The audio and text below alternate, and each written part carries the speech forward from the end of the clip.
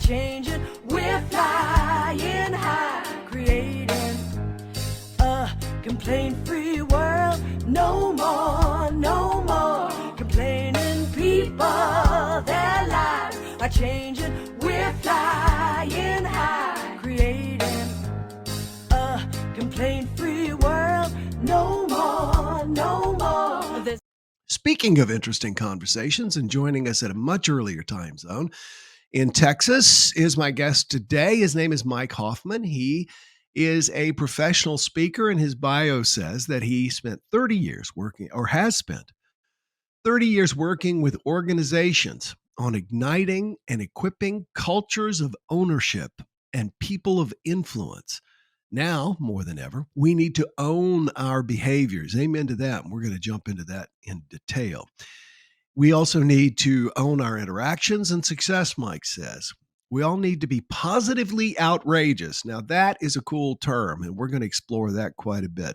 His URL, which I'm going to copy now and put into the chat, and we will make sure that it is also in the email that we send out to everyone, because that's where we get the lion's share of our views and listens, is ignitingperformance.com. Everybody, you ready? Please welcome Mike Hoffman. Hey, Mike. Hey, hi guys. How are you?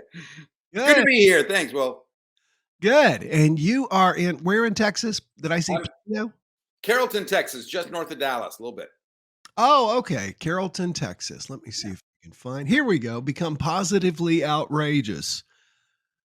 Great. And so, excuse me, how did this concept of being positively outrageous come about? What was the genesis of that?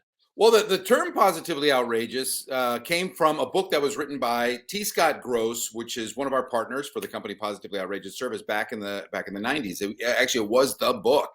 A lot of organizations adopted the concept of separating and distinguishing our experience through experience and making it an edge as opposed to just something that was thrown in. It was one of the first that really sort of took that concept of your ability to have influence on the success of not only your team and how the company works and what it's like living here, but also with the customer experience that creates that wow experience you can't wait to tell others about. And that term positively outrageous service has to be put in there. Positively has to be put in there because we've all had service experiences that were outrageous. They weren't necessarily positively outrageous. So that's where the movement started. It's been going since the 90s.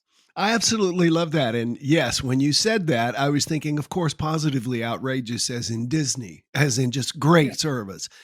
Excuse me. However, like most people, I was in a restaurant one time. We ordered, like 15 of us ordered food, and the server just quit. I mean, just said, this is it. Now that's outrageous. That's outrageous service. Why do you feel, I want you to talk, please, about us owning our behaviors, our attitudes, etc. But first, to kick that off, why do you feel it's more difficult, or do you feel, and why it's more difficult for people to restrain themselves and to blame other people in situations right now?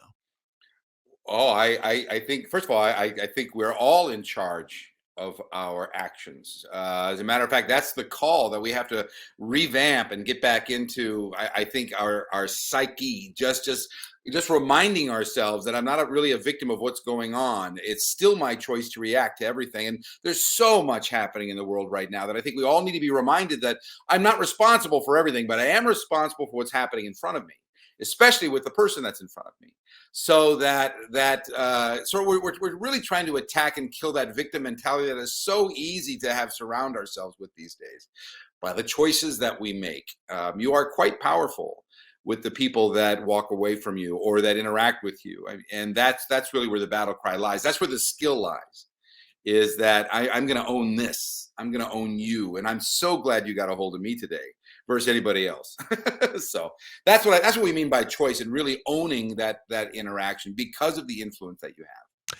Most people drift along and sort of accept what comes their way. If I'm hearing you right, as opposed to, I'm thinking of a boat metaphor, and they don't even have the rudder in the water, much less their hand on the till. They don't realize that they get to steer the course of their lives, but they're reactive instead.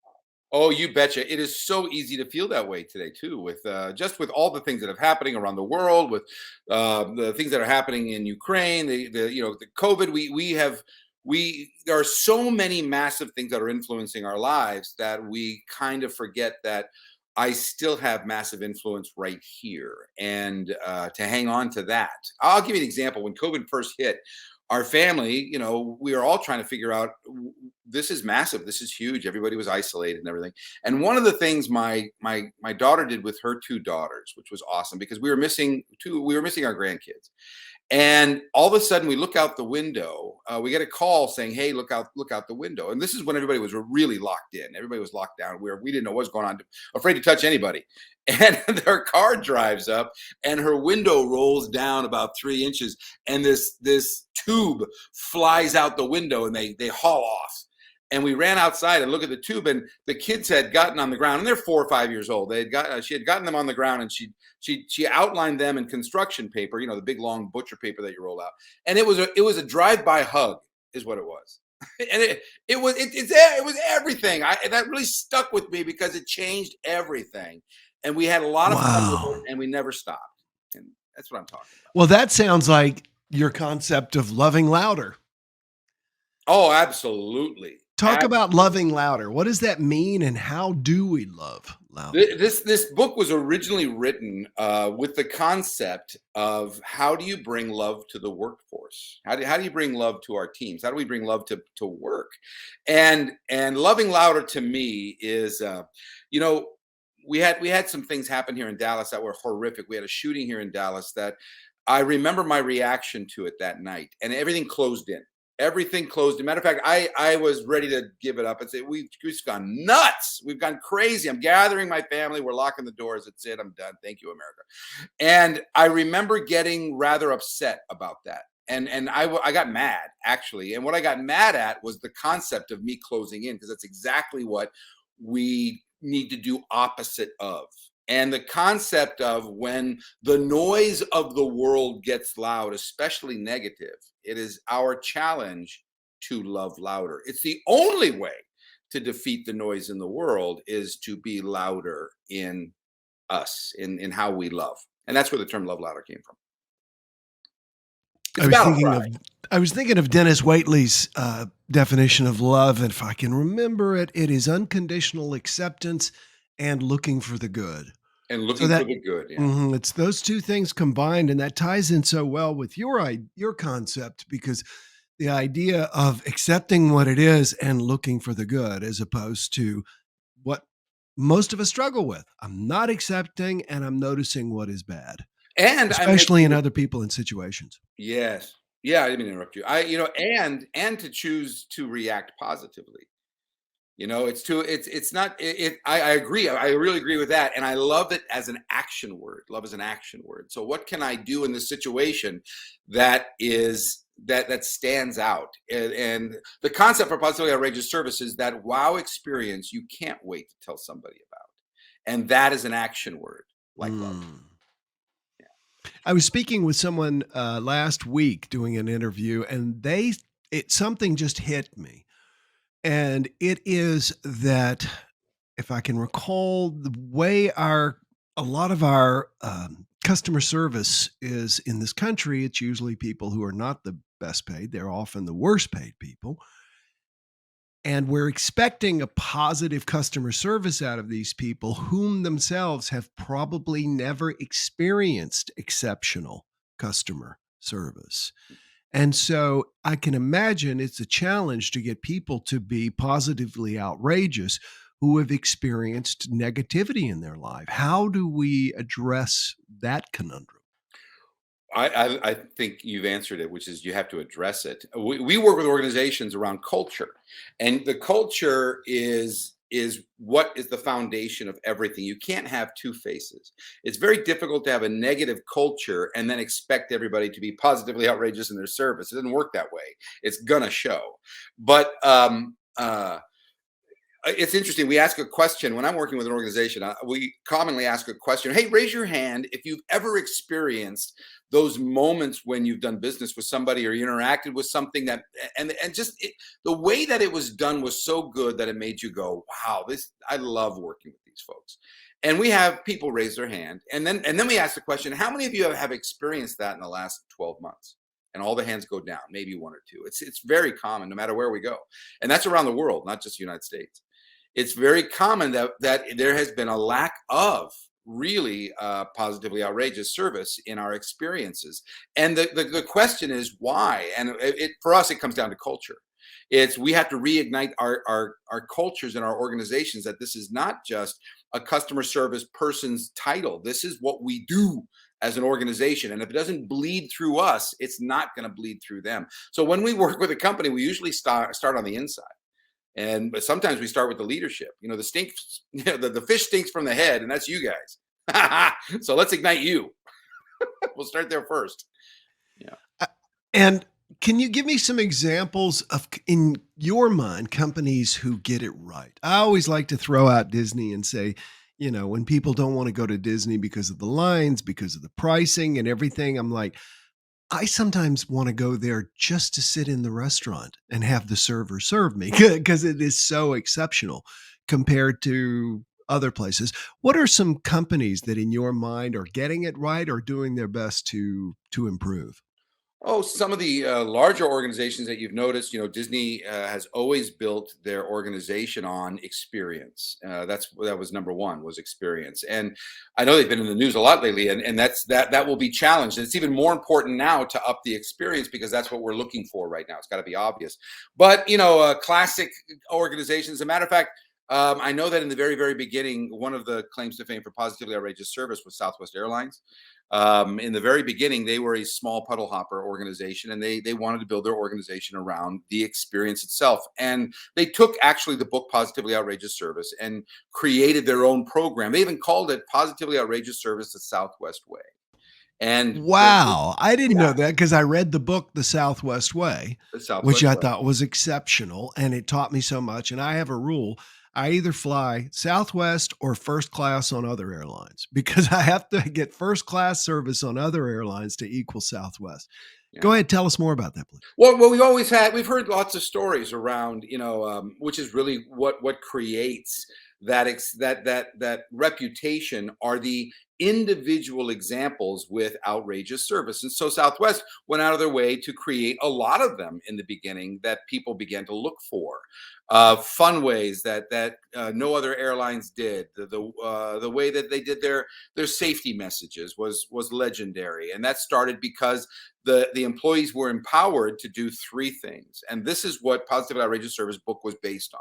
So Well, there are three things that you can do to be positive outrageous service oh, today, in your families, with your teams, with at work, in the grocery store. I want us to love louder, and here's three ways you can do it today. Find a way to do one of these every day, if not all three, but at least one a day for this next coming week, and you see what happens just in how people relate to you. Number one, be random and unexpected.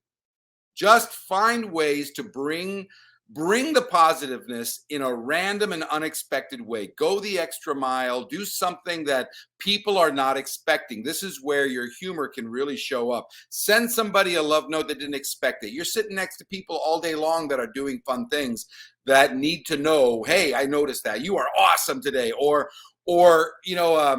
give you an example. I was at a hotel where I had asked if somebody had a newspaper because the client I was going to see was in the newspaper. And he said, well, that's one of the ones that we don't have on the stand, but if you'll hang on right here, I'll go get you one. And he came around the desk and went out the door, and I'm going, no, wait. And somebody else came up to me. I said, is he going to get me a paper? He goes, yeah. And I go, I didn't ask him to do that. He goes, oh, don't worry about it. He'll be back in just a second. It's just right down the street. Wow. I've been talking about that forever. That just blew me out of the way. So random and unexpected, out of proportion to the circumstances. Find a way to go above and beyond today. Just cuz go above and beyond. And number three is find a way to have fun. Add fun. Bring the joy. They're starving for it. So find a way to add some joy today in a little way with the person that you're in front of, whether it's your attitude, whether it's a dad joke, whether it's just doing something that will bring a smile to somebody's face, and you watch what happens. Three simple things you can do right now to be that wow that people go, I'm so glad I'm working with you today. I'm so glad that you're here. It's so interesting that you say random. Friend of mine works for North Point Development in Kansas City, Missouri. Went from a startup 8 years ago to several $billion now. And one of the things they do is these random things to surprise people, make them feel good. They have a company Ferrari. And if you do a really good thing during the week, you can get to keep the Ferrari over the weekend and all Oh this kinds of stuff. gosh. Yeah. So, but again, when you schedule something, there's the anticipation of it happening, but there's not the surprise. And human beings seem to love that surprise factor, don't Oh yeah. There's nothing better than there's nothing that creates a wow with a simple act of love and a simple act of joy. It's just we just don't get it enough these days. And it is the counter to what's going on and all the negativity in the world and the stress and everything else that we've always experienced, but we need even more than ever. Yeah, there is always my complaint free concept started 15 years ago, long before all of this stuff. And yet, because I get a complaining alert from Google whenever somebody uses that in a headline, it has blown up in the last couple of years. You talk about why our success is not in our DNA. Uh, Talk more about that. Would you please explain what you mean by that? Yeah. How many times have you, been at the birthing of a child and the doctor came to you and said, "Congratulations, what an effective closer." Look at the customer service person on that little face. Congratulations. Yeah. Oh my gosh, manager, leader. Congratulations. They'll never say it. They'll never say that because our success, the things that we do, what we've been hired to, the things that we perform is a skill. And people are the same way. We have to make conscious choices to have influence, and every once in a while we need to be reminded that those positive choices that you make every day, those things that you do that are out of proportion, they create more of a wow than so we have to put them in on purpose. I carry I'll show you. I even have little notes, and I'll even give these away. If you have people say, "Hey, I want one," send me your address. I'll send you one. But I even have little stickers I put on my computer that remind me, "Hey, do one of these every single day, random and unexpected, out of proportion, and play." I have to be reminded because it doesn't happen by itself. I have to go out of my way and want to be an agent of influence, and that's what I mean by it's not on your DNA. It's got to be a skill. So let's up the skill. So you want people to email you to get that? Because I already know people are going, I want one. How do I get it? I want that. Yeah, I bet the first 10 people that email me, You got I it. will send them a book as well. I'll send them a book, Positively Outrageous Service. Whoa. Yeah, I will. I'll do it. And I'll send everybody who sends me an email a card that helps them be random and unexpected, out of proportion, and play. They can keep Wow. on their computer. You betcha. So is it Michael at ignitingperformance.com? Ignitingperformance.com. Absolutely. I was trying to remember your email address and I may have misspelled igniting. I did. Is it NIGHT or NITING? IGNITING. IGNIT. I'm going to put this in the chat and you make sure I got it right. Yeah, that'd be great. I'll give you an example of somehow this has really kind of had an impact. We did some brainstorming with a team that was a call center, and they did a great job and they're a world organization, and their organization in the U.S. out in Orlando have always done a really great job, but they've never been number one. They've been like number 3, number 4, everything else, and they really wanted to go out of their way to kind of what can we do to up the wow experience? And so we did some brainstorming, we had some fun, we played some games and really got our juices flowing. And one of the things that came up very, very simple was when somebody calls in and they get their answer every once in a while, doesn't have to be every one of them, but every once in a while, we can find opportunities to call them back a day later, 2 days later, whatever, especially if it's an important one, and just say, "Hey, this is Michael from this particular call center. I just want to know, did you get everything? Did that come through for you? Did you get that answer? Did it work?" And that follow-up call, random and unexpected, never been done before, that simple little thing. People are going, oh my gosh, it's going to add so much work. It didn't. They were 15-second calls. They were, just the act of reaching out saying, I just want to make sure you got your answer, threw them up the charts. People were going, who are you guys? And they would have fun with it. They would have, they said, hey, this is your follow-up call just to let you know I've missed you. It's been a day and a half. And I wanted to know if you're doing okay. They had a blast with it, and it changed everything. So it's, these things are not light, and they're very important, and they create a wow. And they are the things that make you stand out. They allow creativity rather than competition. And that is what I've always seen in Southwest, and that they are not trying to compete so much, even though they were the most profitable company in the United States for many years, but they are trying to just create those weird wow things. So the biggest thing was, if we are not having fun, they're not having fun. And they really worked on their culture. They worked on their culture, their people internally. It was a blast to work here. That was the whole point. That's what Herb started, was it's got to be fun here. And they went nuts with it. They interviewed people for fun. You didn't get hired if they didn't think you were going to have fun. And that was the one element. A lot of people put that one last, okay, play, whatever. But that was actually the foundational core of the culture that was created on purpose. Was we have to have fun, more than how can we have our customers have fun. It started with us. We have to be having a blast. What a shift. What a shift. And you can tell it when you go into a restaurant or you go anywhere.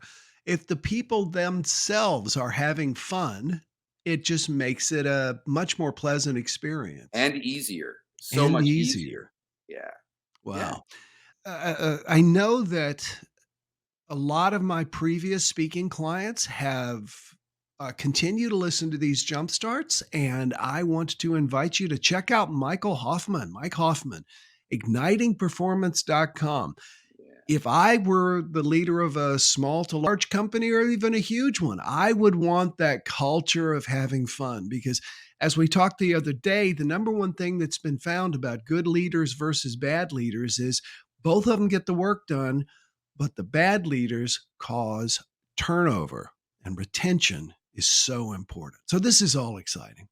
Mike, thanks very much. Everybody, once again, email Michael at ignitingperformance.com. I know that Christelle has already emailed. Put the headline, you can put my name, you can put JumpStart. Just make it clear so that Mike can tell.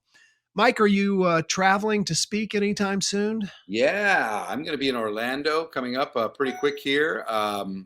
We've got a couple of engagements that have us spattered out throughout the organization. We were just in Wisconsin a little while ago, and we're going to be up in Nashville. I'm going to be up in Nashville coming up, and New Orleans. So we've got some fun places that are going. Finally, people are loosening up and they're getting together again, which is awesome. I know. Isn't it great? I've got I do 40 speeches a year. That's it. And I've got the numbers 1 through 40 on a board up here, and we've got circled all the way up to 29. So we're already booked 29 for the year. And then I bring a refrigerator magnet and cover the number up so that my team gets excited and can see that. So yeah, I'm going to be in Dallas and Orlando and DC in the next couple of weeks. So if we pass in the airport, now at least I know what you look like. So take care. Thanks again, Mike. Thank you very much. We'll talk to you soon. No more complaining people.